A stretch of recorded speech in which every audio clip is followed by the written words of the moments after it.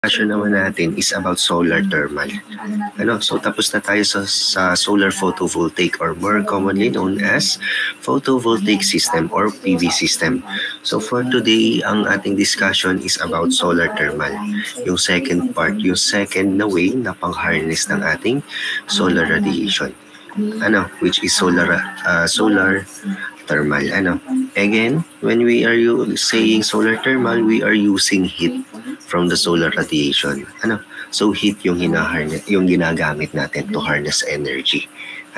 Hindi heat yung hindi heat yung hinaharness. Heat yung ginagamit to make an energy. Okay? For solar thermal. So si solar thermal, more commonly known as CSP. Okay, CSP system. Kung si photovoltaic system is PV system, dito naman kay solar thermal, CSP system tayo. So this is our last topic. So last topic na natin si solar thermal. And itong solar thermal natin na to, itong topic 3 natin, dinivide ko muna uli siya into 2 parts. So quick discussion lang tayo ngayon. Siguro wala pa tong 1 or ilang slides lang to. Wala pa atang 20. Kasi maikli na lang to itong solar thermal natin. Okay? So, for today, ang discussion natin, topic outcomes natin. Ang hydrogen natin is? Ayaw may po ng PowerPoint. Wait lang Ayan. Nakalag lang pala. Ayan. So, solar power concentration ang i-discuss natin ngayon. So, what is solar power concentration? So, still the same, it is solar thermal. Okay, solar thermal pa rin yan. So, ang i-discuss natin dito is terminologies and how solar power concentration works. Okay? So, may mga video naman dito, 2 video on how solar thermal works. Yung mga solar concentrated system natin. So, again, solar thermal or more commonly known as concentrating solar power. From the word concentrating solar yan, ibig sabihin, kino-concentrate natin yung solar radiation into a specific area. Bakit natin kino-concentrate yung solar radiation? Kasi, meron nga siyang gine-generate na heat. And once na na-concentrate yan, alam niyo yung principle ng magnifying glass? Kapag inilagay sa arawan, meron siyang concentrated beam. And dun sa specific area na yun, pwedeng magkaroon doon ng very high temperature. Alam niyo yung principle ng magnifying glass kapag nilagay sa arawan?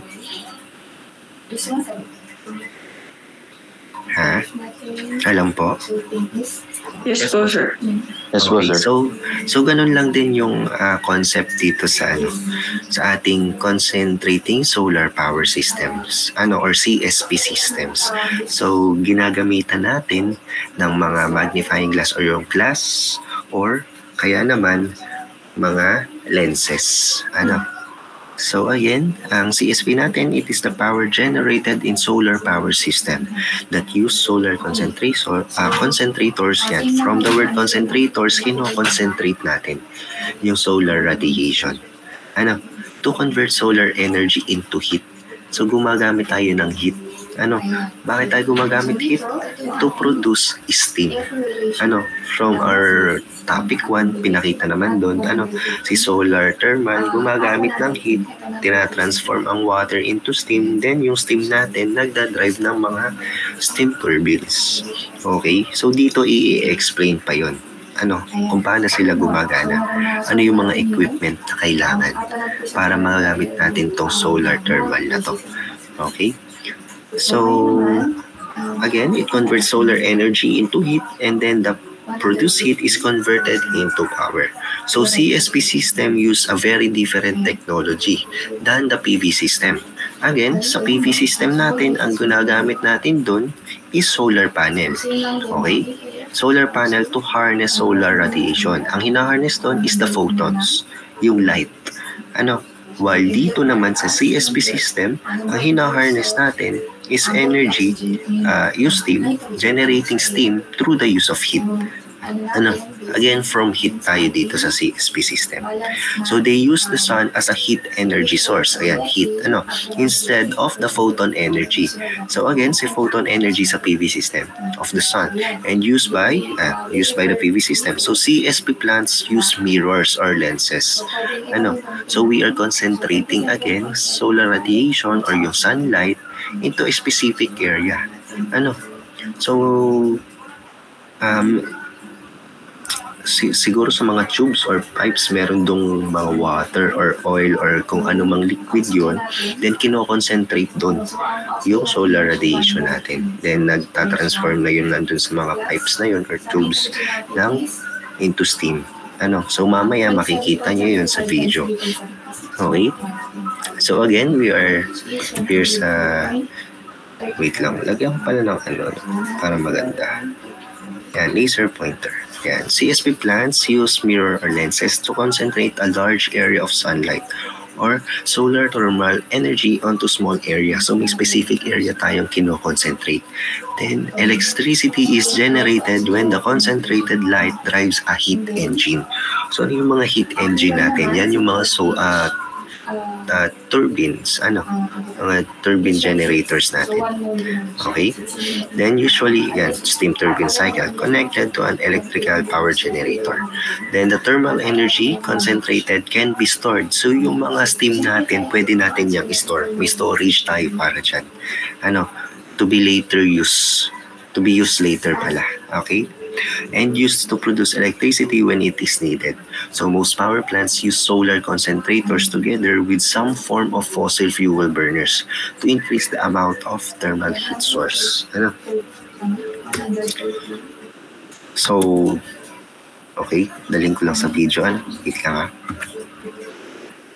So in this video, for your better understanding sa ating solar thermal or yung CSP natin, CSP system, may video tayo dyan.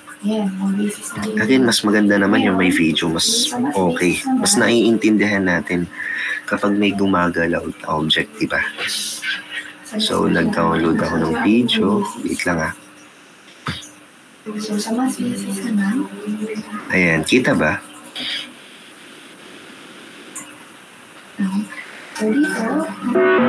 Ayan.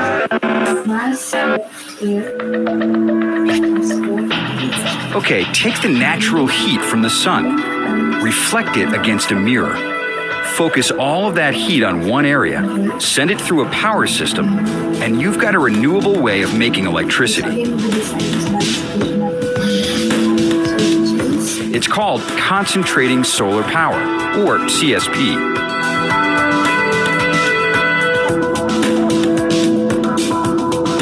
Now, there are many types of CSP technologies: towers, dishes, linear mirrors, and troughs.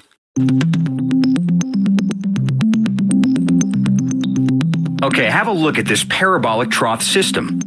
Parabolic troughs are large mirrors shaped like a giant U.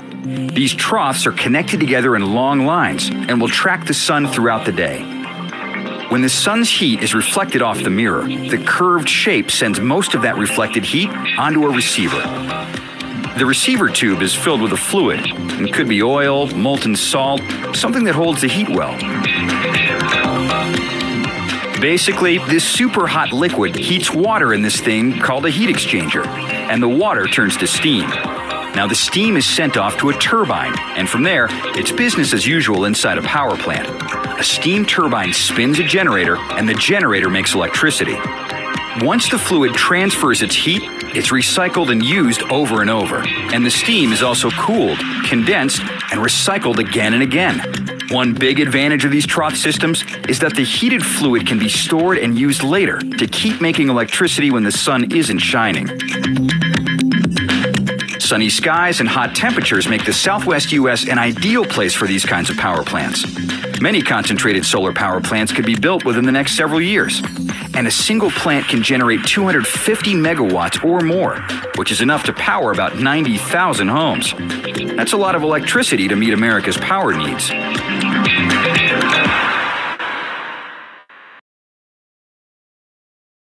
Okay, so yun yung isang video, no? So may sunod pa tayong video. So wait lang.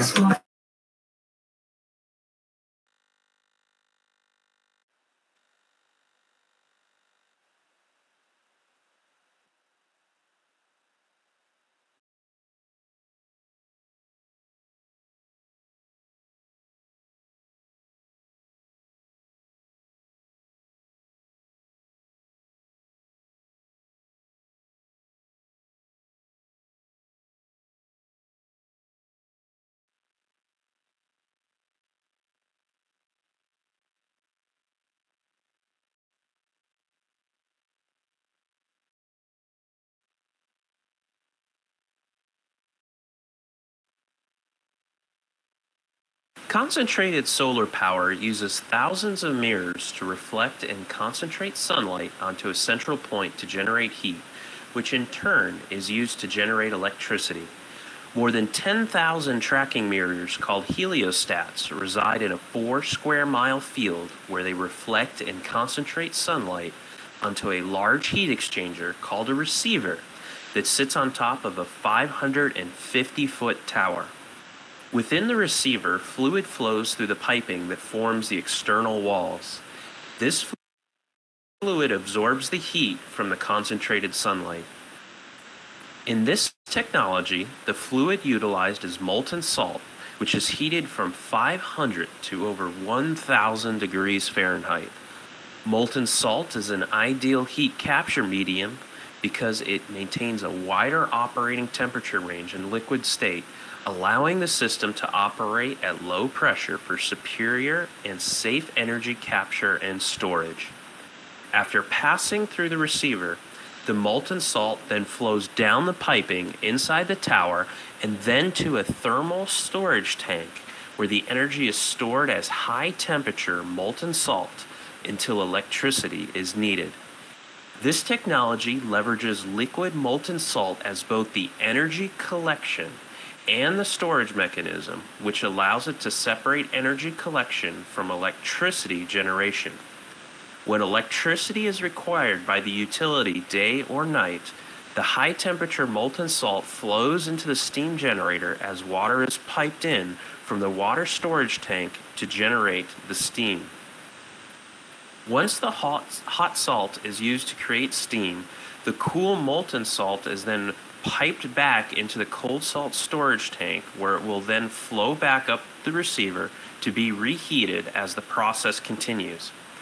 After the steam is used to drive the steam turbine, it is condensed back to water and returned to the water holding tank where it will flow back into the steam generator when needed. The result is a high-quality superheated steam to drive the standard steam turbine at maximum efficiency to generate reliable, non-intermittent electricity during peak demand hours. The steam generation process is identical to the process used in conventional gas, coal, or nuclear power plants, except that it is 100% renewable with zero harmful emissions or waste. These plants provide on-demand, reliable electricity from a renewable source, the sun, even after dark.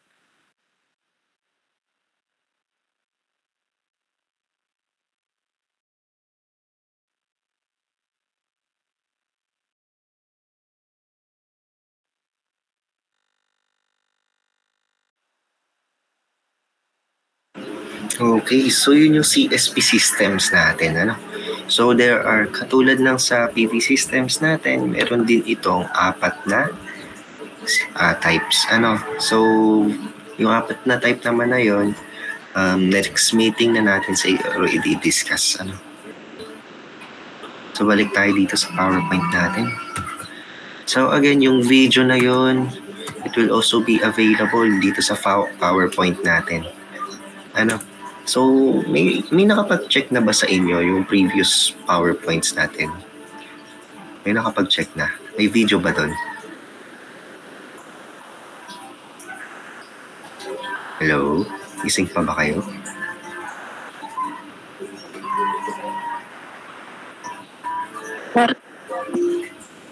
May audio ba doon? Kasi dati, di ba, wala tayong maano. Para kung walang audio doon, itry ko re-upload ulit.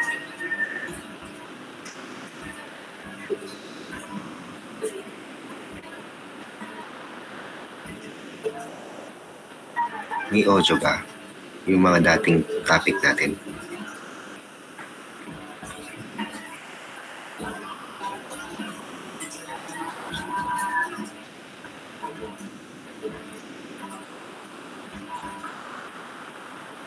So anyway, kung hindi nyo pa na-check, kindly check naman para if ever na walang audio yung video doon, ma-upload ko ulit. Kasi maganda na yun. Mas magandang aralin yun eh. Malay nyo, nandun na yung essay. So again, balik tayo dito. So solar power concentration, again, there are 4 main types of CSP systems. So number 1 is the parabolic throw. So ito yung nasa video 1 natin. Then power tower, linear Fresnel, tsaka dish. So iba't ibang klase pa. May mga types pa niyan. And depending on the power plants kung anong gagamitin nila.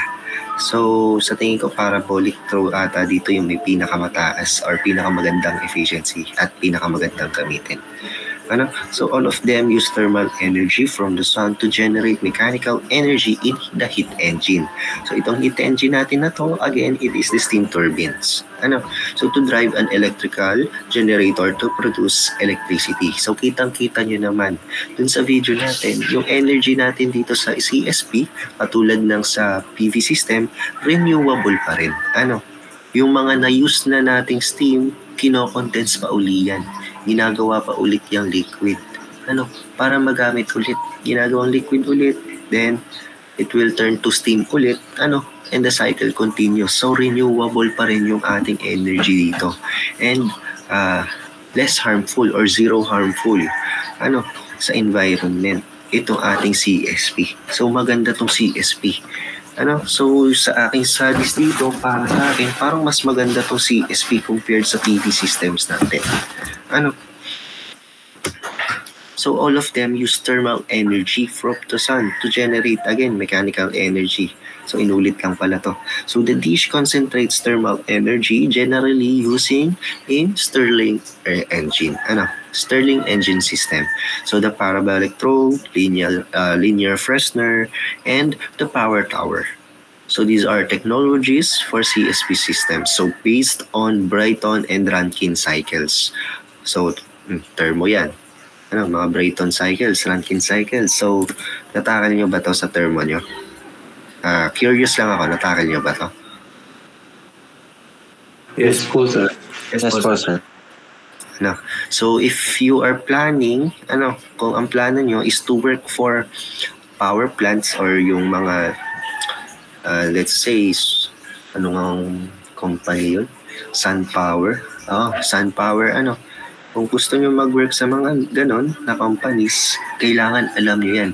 Yung SunPower na yan, sa solar power ata yun.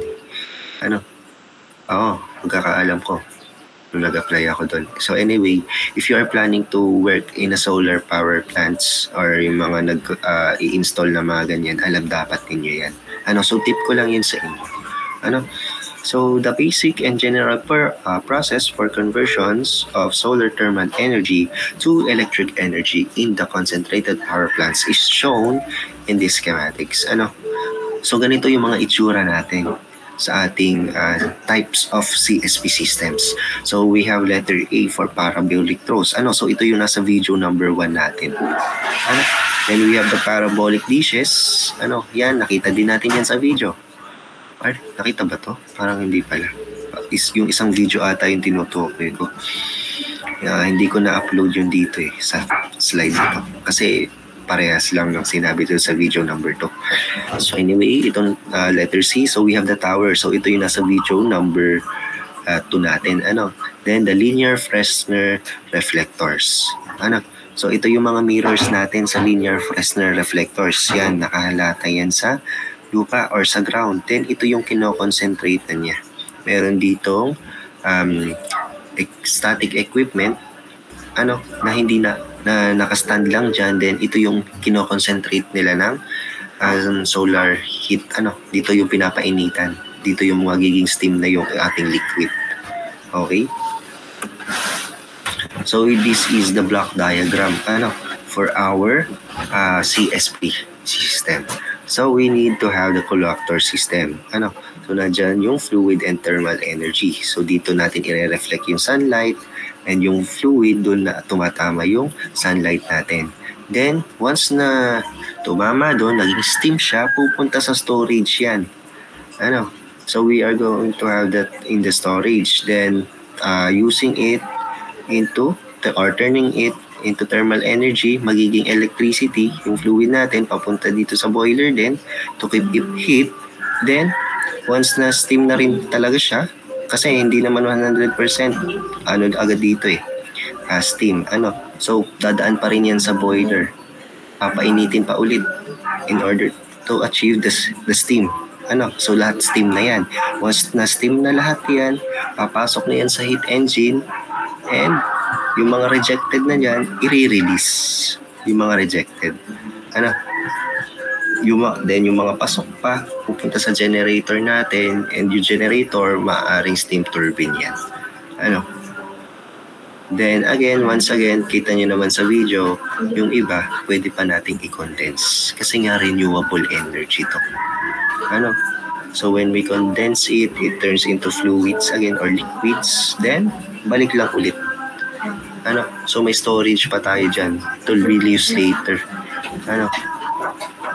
So another advantage nitong CSP systems natin,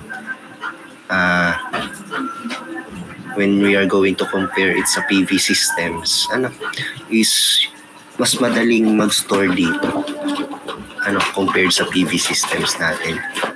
When I mean store, yung hindi natin kailangan ng battery component dito.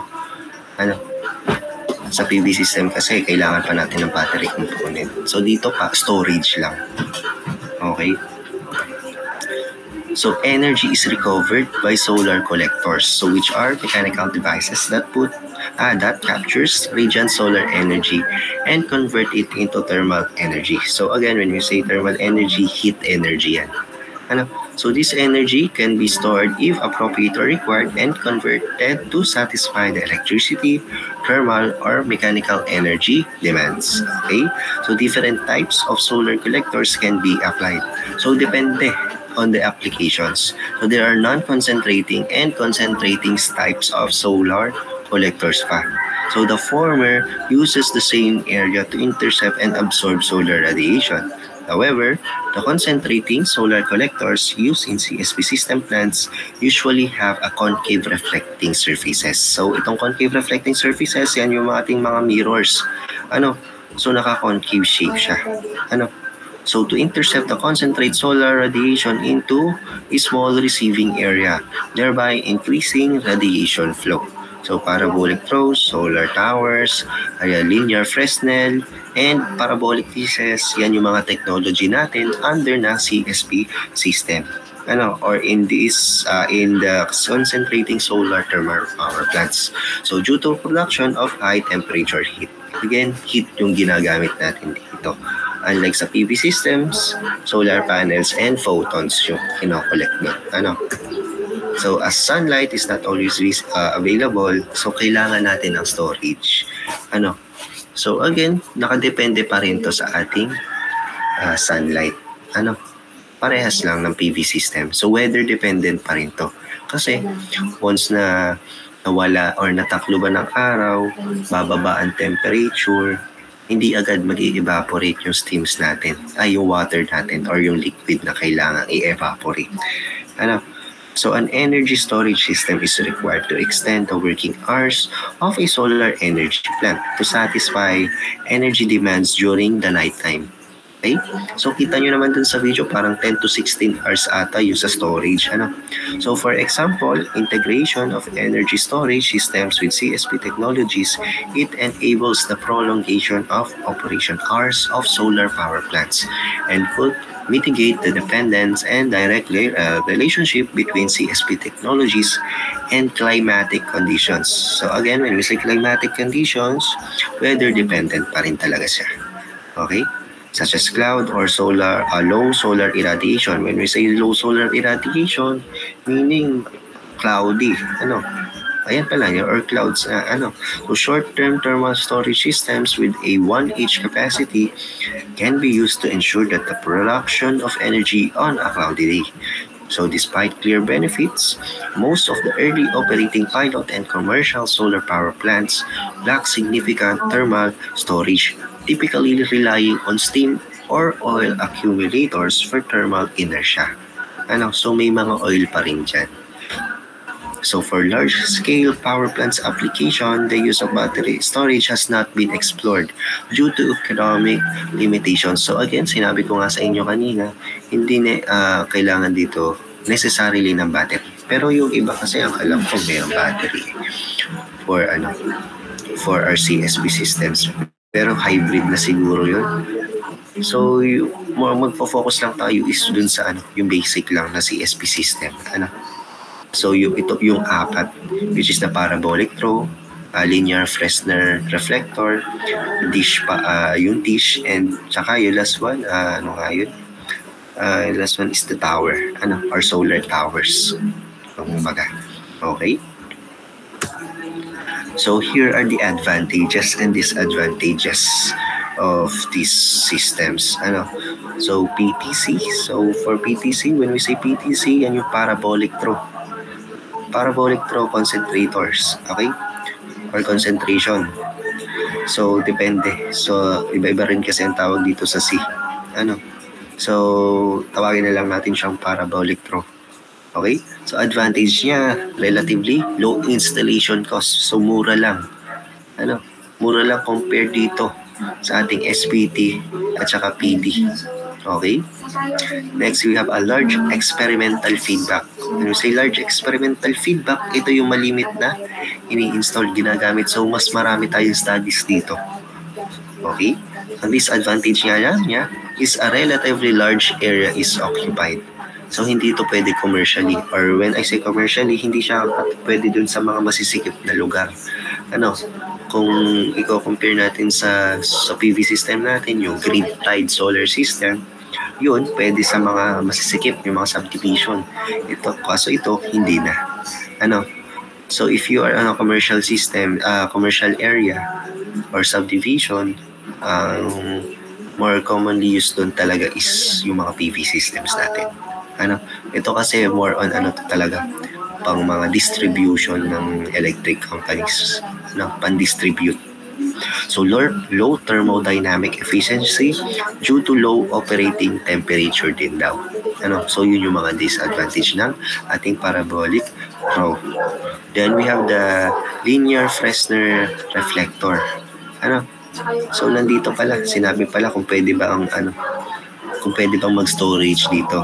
So for parabolic throw, possible. Linear Fresnel reflector, possible. For our ito ay solar power towers, highly possible with low storage costs. Then for plant dishes, so difficult daw. So balik tayo dito sa linear Fresnel reflectors. So advantages daw dito, relatively low installation cost lang din. So compared again dito sa ating power towers or parabolic dishes, mas mura siya. Katulad ni parabolic throws. So, disadvantage niya, low thermodynamic efficiency due to low operating temperature. So, kaparehas ng sa ating parabolic throw. Now, for our power towers naman, ang advantage naman niya, high thermodynamic naman. High thermodynamic efficiency due to high operating temperature. Okay, so ang ibig sabihin niyang high operating temperature, meaning mas mabilis silang mag-evaporate ng liquid into steam. Okay? Compared dito sa dalawa, mas mabilis. Kung makikita nyo dun sa video number 2, nakakonsentrate ka yung mirrors natin sa kaya mas mabilis yung ating operating temperature dyan. Okay? Then again, disadvantage ni power tower natin, solar power tower, large space area is occupied. Kasi mag-i-install ka dyan ng maraming mirrors. Papalibutan natin yung tower. So, masikip. Then, relatively high installation costs kasi ang dami na namang mirrors dyan na in-install. More on labor din yan. Maraming labor na gagawin dyan. Maraming equipment din. So talagang mahal. Then, high heat losses. So marami pa rin nawawalang heat losses na sasayang, kumbaga. Now we have the parabolic dishes. So advantages, relatively small area occupied lang yan. Yun nga lang, hindi pa rin siya pwede sa mga masisikip na lugar. Yung sa mga subdivision. May area pa rin yung kailangan, may specific area pa rin dapat sa ating parabolic dishes. Okay? Unlike kasi sa PV systems, pwede naman nating i-install sa rooftop. Ito naman hindi pwedeng install sa rooftop eh. So, high thermodynamic efficiency again, katulad ng sa ating solar power tower. Mas mabilis silang makapaggawa ng steam. Okay? Then, ang disadvantage niya nga lang is relatively high installation costs and little experimental feedback, meaning kakaunti pa lang yung parabolic dishes natin. So, konti pa lang yung nakakapag-try. Konti pa lang yung studies natin dito. Unlike sa Parabolic Pro natin, marami na tayong studies dito kasi ito yung malimit na nagagamit sa CSP system. Kasi mura. Tsaka, if I'm not mistaken, mas una itong nagawa kaysa dito sa ating linear Fresnel reflector. Kaya ito yung marami nating studies. Okay? And installation. Actually, kasi based on my experience, kapag gumagawa tayo ng power plant, ang isang company kasi, kapag gumagawa ng mga power plants, kukuha yan dun sa mga nakapaggawa na. Mag-hire sila ng tagagawa ng power plants na yan. And yung tagagawa na yun, nagbe-base na kasi yan dun sa mga una nilang nagawa. Nag-ano na lang sila, ini-improve na lang nila. And since ito nga, sa pagkakaalam ko, ito talaga yung unang nagawa dito sa CSP systems natin. So, pa-improve lang to ng pa-improve. Kaya ito yung may malaking large experimental feedback. Okay? So, in a heat engine power conversion, efficiency is theoretically limited by Carnot's efficiency and is related to the quality of energy and thus temperature. So, temperature, malaki ang role dito sa ating solar turbine. Okay? So, of the thermal energy supply. So, in an electricity generation system based on solar energy, the high-quality thermal energy required must be supplied by the collectors. So, solar collectors are affected by energy losses. So, reflection, glazing absorption, convective heat transfer, and thermal radiation. So, yan yung mga ating solar collectors that are affected by energy losses. So whenever the collector output temperature rises, so this occurs because the collector is influenced by the local environmental conditions. So again, weather dependent yan. So paano na lang kung biglang lumamig doon sa area nyo? Hindi lang pala weather dependent. Local landscape din. When I say local landscape, paano kung nandun ka sa mataas na lugar? Pag nasa mataas na lugar, kunyari sa bundok, malamig dun ang temperature. So more heat ang kailangan mo dun sa ating CSP system. So hindi basta-basta ang pag-i-install natin ng CSP system. May area tayong hahanapin talaga kung saan pataas ang nakukuha nating temperature. Okay, para mas madali nating magawang steam. Okay? Kasi kapag mataas nga yung, minsan, malamig, mababa din yung efficiency niya. So, efficiency increases along with the temperature of the hot reservoir. But high temperatures could decrease the efficiency of solar collectors. A trade-off analysis must be carried out to determine the optimum operation point for the power plant. So, ayon niya dito, hahanap tayo talaga ng magandang lugar or area kung saan talaga mas mataas ang efficiency ng ating CSP system. So, hindi basta-basta ang pag-install nito. Unlike sa PV systems natin, sa PV systems, maaring may area pa rin naman doon na kailangan, pero mas madali kasi i-install ang PV systems natin. Basta kung saan lang may sunlight, doon lang ang PV systems natin. Unlike dito sa CSP systems, depende pa natin yung lugar. Meron pa yung mga ambient temperature na pagbabasihan. Minimum and maximum temperature na pagbabasihan. So yung mga ganong cases. So in this figure, it shows that the combined heat engine and efficiency and absorber efficiency for different CSP technologies. So nandito ang ating flat plate collector, parabolic throw, solar towers, and parabolic dishes. So when we say flat plate collector, ito yung linear, ano nga yun? Nakalimutan ko agad Wait lang tingnan natin. Linear Fresnel. Fresnel pa yun. Fresnel. Linear Fresnel reflector. So again, when we say flat plate collector, siya yung linear Fresnel reflector. Okay? So pinapakita dito na mas maganda si parabolic dish talaga. So nandito din naman yan sa advantage natin. High thermodynamic efficiency due to high operating temperature. Yung ating parabolic dish. So siya yung may pinakamagandang output compared dito sa tatlo. Yun nga lang, mahal ang installation dito. So yan yung insura ng ating parabolic dish. Then we have the solar tower. Again, for solar tower, kitang-kita nyo dyan. Malaking area ang kailangan para sa ating mirrors. For our mirrors. Kasi, bakit nakapalibot yan? Yung sun natin gumagalaw. So yung reflector niya, gagalaw din kasi iba ng angle yan. So kailangan may tagasalo bawat direction or bawat angle. So yung zenith angle, yung mga angle discuss natin last meeting. Dito ina-apply yung mga zenith angle, yung mga direction beam. Then we have the parabolic throw. Again, sa parabolic throw, lang yan? Ito lang yung mirror niya. I-reflect lang dito sa pipe. Nakita nyo naman yan yung sa first video. Okay, so sa flat plate collector, wala tayong hindi ko pala nalagyan. So siguro hanap ako din next meeting, pakita ko ang itsura ng ating linear nakalimutan ko na naman. So linear Fresnel reflector.